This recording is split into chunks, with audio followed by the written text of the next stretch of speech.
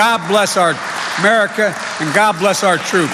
Thank you, thank you, thank you. 话才刚说完，马上回头捂嘴咳嗽。拜登在纽泽西宣传基础建设计划，一下台还用同一只手和群众握手拥抱，全程没戴口罩，遭抨击防疫观念零分。不过，拜登和习近平的峰会现在有谱了。Neither China nor Russia will be attending the summit in person at the leader level.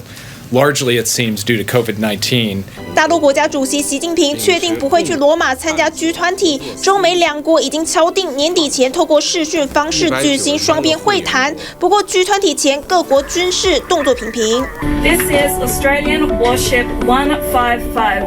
本当ありがとうございました。さよなら。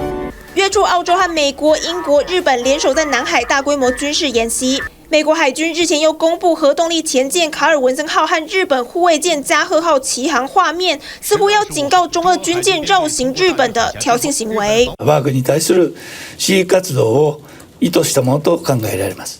而针对外交部长吴钊燮访欧行，大陆外交部发言人赵立坚更是直接点名怒批台独。吴钊燮是典型的台独分裂分子，他四处窜访的真实目的是鼓吹台独分裂主张。